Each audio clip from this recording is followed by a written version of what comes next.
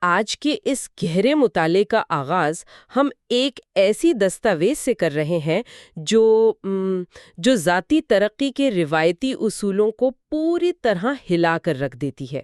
میرا مطلب ہے، یہ ان عام اور خوش فہمی پر مبنی کتابوں جیسی بالکل نہیں ہے۔ بالکل، اور یہی چیز اسے دلچسپ بناتی ہے۔ صحیح کہا۔ اس میں 12 نہایت اہم اسباق شامل ہیں، اور یہ اسباق نہ انسانی فطرت اور زندگی کی ان تلخ حقیقتوں کا آئینہ ہے جن سے ہم اکثر آنکھیں چرانے کی کوشش کرتے ہیں۔ ہمارا بنیادی مقصد اس گفتگو میں انہی حقیقتوں کو سمجھنا ہے، تاکہ معلومات کے اس بوجھ سے بچا جا سکے جو آج کل ہر جگہ موجود ہے۔ ہاں، معلومات کی بہتات واقعی ذہن کو تھکا دیتی ہے۔ ایگزیکٹلی۔ اور میری کوشش ہوگی کہ ہم ان نکات پر روشنی ڈالیں جن سے فوری طور پر وہ آہا مومنٹس حاصل کیے جا سکیں، تاکہ ہم ان حقیقتوں کو اپنی ترقی کے لیے استعمال کر سکیں، نہ کہ ان سے ڈر کر بیٹھ جائیں۔ یہاں جو بات سب سے حیران کن ہے وہ یہ ہے کہ اس دستاویز کو پڑھ کر شروع میں لگتا ہے کہ شاید یہ انسان کو مایوسی کی طرف لے جا رہی ہے۔ ہاں، بہت سے لوگوں کو یہ لگ سکتا ہے۔ لیکن اصل میں ایسا ہرگز نہیں ہے۔ دیکھیں، اس کا اصل مقصد ایسی بصیرت فراہم کرنا ہے جس سے انسان اپنی توقعات کو اپنی امیدوں کو بہتر انداز میں مینج کر سکے، کیونکہ جب ہم حقیقت کو قبول کر لیتے ہیں تو آگے بڑھنا آسان ہو جاتا ہے۔ بالکل۔ اور چلیے اس بات کو تھوڑا کھولتے ہیں۔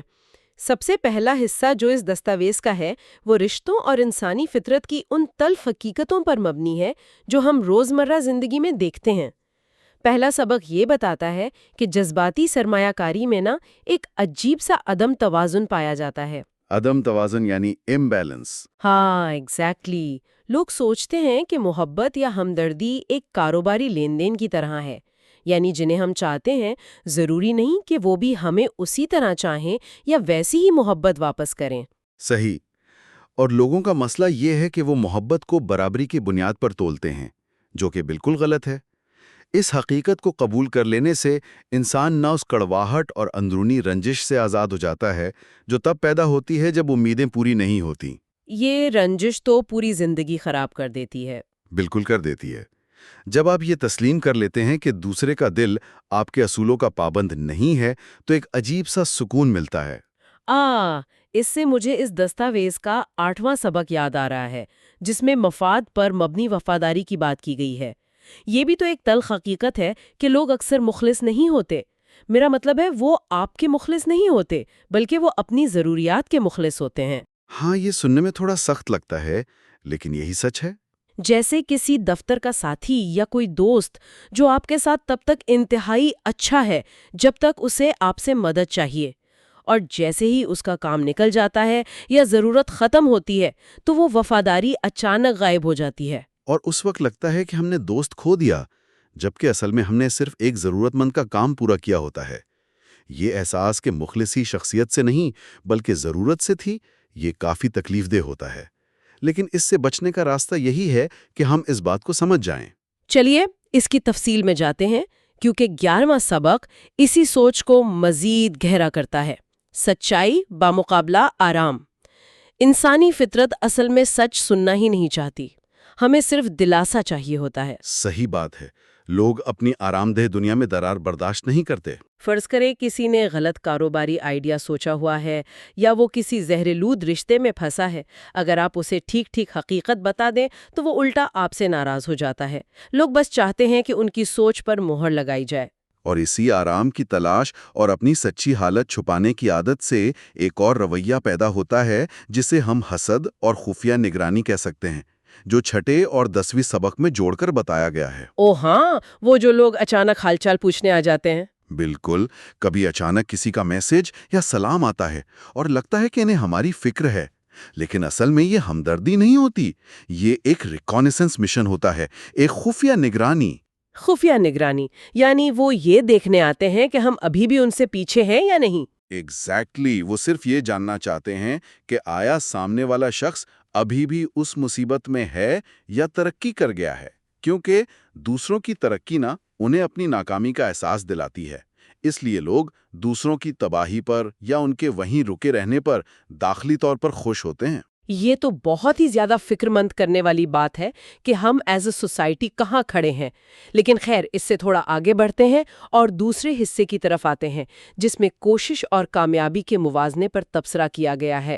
اس میں 5واں سبق بہت اہم ہے. محنت اور نتیجے کے حوالے سے. ہاں، جس میں ایک بہت دلچسپ مثال دی گئی ہے کہ اگر ایک عمارت بنانے والا مہینہ بھر کڑی محنت کرے، دھوپ میں اینٹ پر اینٹ رکھے، لیکن آخر میں کسی خامی کی وجہ سے وہ عمارت گر جائے تو اس کی ساری محنت بے معنی ہو جاتی ہے، کیونکہ دنیا صرف کوشش کو نہیں دیکھتی. دنیا دیکھیں کوشش کو نہیں، صرف نتائج کو انعام دیتی ہے. یہ ایک بہت واضح سچائی ہے. لیکن اس سے تو ایسا لگتا ہے کہ نتیجہ ہی سب کچھ ہے. تو کیا پھر لوگ غلط راستے نہیں اپنا لیں گے؟ اگر ہم اسے وسیع تر تناظر میں دیکھیں تو اس کا مطلب ہرگز یہ نہیں ہے کہ کوشش کرنا چھوڑ دیا جائے یا بے ایمانی کی جائے، بلکہ اس کا واضح مقصد حکمت عملی کو سمجھنا ہے. انسان کو دیکھنا چاہیے کہ اس کی کوشش کہاں سب سے زیادہ مؤثر ہوگی. یعنی صرف گدھا مزدوری نہیں کرنی. بالکل. طاقت اور قیمتی وقت صرف وہاں صرف ہونا چاہیے جہاں سے واقعی مطلوبہ نتیجہ نکل سکے، ورنہ محنت ضائع ہونا لازمی ہے. اور اسی کے ساتھ ساتھ 7واں سبق آتا ہے جو میرے خیال میں سب سے زیادہ گہرا ہے. یہ سکون کی قیمت کے بارے میں ہے. ہمیں لگتا ہے کامیابی یعنی دولت اور رتبہ ہی سب کچھ ہے، لیکن اس دستاویز کے مطابق سکون اصل میں کامیابی سے بہت زیادہ مہنگا ہے. بہت مہنگا ہے.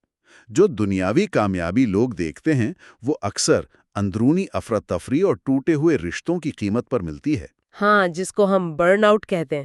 دولت تو آ جاتی ہے پر نیند اڑ جاتی ہے. صحیح. اور سکون خریدنے کے لیے آپ کو اپنے انکار کی طاقت استعمال کرنی پڑتی ہے. سکون یوں ہی نہیں ملتا. اس کے لیے ایسی کامیابیوں اور مواقع کو سیدھا نہ کہنا پڑتا ہے جو آپ کے اصولوں کے خلاف ہوں. جو کہ ایک بہت مشکل کام ہے. دنیا بھلے ایسی پیشکش لے کر آ جائے جس میں ڈھیر سارا پیسہ ہو، لیکن اگر وہ آپ کا ذہنی سکون چھین رہی ہے تو اسے ٹھکرانا ہی وہ قیمت ہے جو بہت کم لوگ ادا کر پاتے ہیں. سکون پانے والے لوگ اسی لیے نایاب ہیں. یہ بات ذہن میں رکھنے والی ہے. لیکن 9واں سبق ایک ایسی بات کرتا ہے جو ہضم کرنا سب سے مشکل ہے. ہم بچپن سے سنتے ہیں کہ اچھے کے ساتھ اچھا ہوتا ہے، پر یہ سبق کہتا ہے کہ زندگی قابلیت پر مبنی نظام نہیں ہے. زندگی میریٹوکریسی نہیں ہے. یہ بالکل ٹھیک ہے. آپ سب کچھ ٹھیک کر کے بھی ہار سکتے ہیں، تمام اصولوں کی پاسداری کر کے بھی ناکامی مل سکتی ہے. اور اسی لیے ناکامی کو صرف محنت کی کمی سمجھنا ایک بہت بڑی بھول ہے. کبھی کبھی حالات یا قسمت اور ایسے اندیکھے عناصر حاوی ہو جاتے ہیں جن پر انسان کا کوئی قابو نہیں ہوتا. تو ایسی صورت میں انسان کیا کرے؟ ہار مان لے؟ نہیں، اصل مقصد ہارنا نہیں ہے، بلکہ ہارت ہوئے خود کو نہ کھونا ہے. جب سب کچھ صحیح کرنے کے باوجود ہار مقدر بنے تو وہاں اپنی ذات اور اپنے وقار کو قائم رکھنا اصلی کامیابی ہے. زندگی کی اس شطرنج میں ایسی ہوائیں چلتی ہیں جو اچھے بھلے کھلاڑی کی بازی الٹ دیتی ہیں. یہاں آ کر بات واقعی دلچسپ ہو جاتی ہے، کیونکہ ہم تیسرے حصے کی طرف آ گئے ہیں جو وقت، ترقی اور زندگی کے مقصد پر مبنی ہے. دوسرا سبق وقت کو ایک ایسی کرنسی بتاتا ہے جو واپس نہیں ملتی. پیسہ ڈوب جائے تو واپس کمایا جا سکتا ہے، لیکن وقت نہیں. وقت وہ واحد کرنسی ہے جو ایک بار خرچ ہو جائے تو لوٹ کر نہیں آتی. ہم پورا دن اسکرینز کے سامنے ضائع کر دیتے ہیں یا ایسے لوگوں کے ساتھ وقت گزارتے ہیں جو ہمیں ذہنی طور پر تھکا دیتے ہیں. یہ اس قیمتی وسیلے کا سب سے بڑا ضیاع ہے. اور جب انسان آگے بڑھنا شروع کرتا ہے تو اس وقت کی قیمت کا احساس اور بھی زیادہ شدت سے ہوتا ہے. تیسرا اور چوتھا سبق اسی ترقی کی قیمت کو واضح کرتے ہیں، جو کہ دوستوں کو کھونے کے بارے میں ہے. بالکل. جب انسان کوئی نئی عادت اپناتا ہے یا کوئی نیا کاروبار شروع کرتا ہے تو وہ اکثر ان دوستوں سے دور ہو جاتا ہے جو آگے نہیں بڑھنا چاہتے. ہاں، لوگوں کو لگتا ہے کہ دوستی ٹوٹ گئی، لیکن اصل میں گروتھ کی یعنی ترقی کی اپنی ایک سمت ہوتی ہے. پرانے اور ٹھہرے ہوئے رشتوں کو پکڑے رکھنا انسان کو آگے بڑھنے سے روکتا ہے. وہ لوگ جو پرانے مزاج میں آرام دہ محسوس کرتے ہیں وہ آگے بڑھنے والے قدموں کا ساتھ نہیں دے پاتے. اور اس میں کوئی بری بات نہیں ہے، یہ بس ایک فطری عمل ہے. لیکن اس فطری عمل پر لوگ تنقید بہت کرتے ہیں. دنیا ہر حال میں فیصلہ سناتی ہے. اگر آپ اپنے کریئر پر توجہ دیں اور دن رات ایک کر دیں تو یہی لوگ آپ کو بے رحم کہتے ہیں اسے کسی کی پرواہ نہیں. اور اگر آپ کریئر چھوڑ کر فیملی کو وقت دینا شروع کر دیں تو وہ آپ کو بے مقصد کہنا شروع کر دیتے ہیں۔ ایگزیکٹلی اگر محفل میں خاموش بیٹھ جاؤ تو مغرور کہلائیں گے۔ جب لوگوں نے ہر حال میں فیصلے دینے ہی ہیں تو اس سبق کے مطابق وہی کرنا چاہیے جو آپ کے لیے واقعی معنی رکھتا ہو۔ لوگوں کی مرضی پر جینا داخلی طور پر ایک ایسی تھکاوٹ کو جنم دیتا ہے جس کا ذکر 12ویں سبق میں ہے، جسے ہم تھکاوٹ بمقابلہ بے مقصدی کہہ سکتے ہیں۔ وہ سنڈے نائٹ والی تھکاوٹ جو چھٹی والے دن بھی محسوس ہوتی ہے۔ ہاں، جسمانی تھکاوٹ نیند پوری ہونے سے ختم ہو جاتی ہے، لیکن یہ جو سنڈے نائٹ والی بے چینی ہے، یہ روحانی تھکاوٹ ہے۔ انسان زندگی سے نہیں بلکہ ایک ایسی زندگی سے تھک جاتا ہے جو اسے انسپائر نہیں کرتی۔ جس میں کوئی مقصد نہیں ہوتا۔ بالکل۔ اس کا علاج زیادہ سونا یا آرام کرنا نہیں ہے، بلکہ ہر صبح اٹھنے کا کوئی ایسا مقصد تلاش کرنا ہے جو آپ کو توانائی بخشے۔ تو اس سب کا مطلب کیا ہے؟ اگر اس پوری گفتگو کو سمیٹا جائے تو ذاتی ترقی صرف سخت محنت اور اچھا سوچنے کا نام نہیں ہے۔ یہ اپنی توقعات کو حقیقت پسندانہ بنانا ہے، اپنا وقت سوچ سمجھ کر ایسے خرچ کرنا ہے جیسے کوئی قیمتی خزانہ ہو۔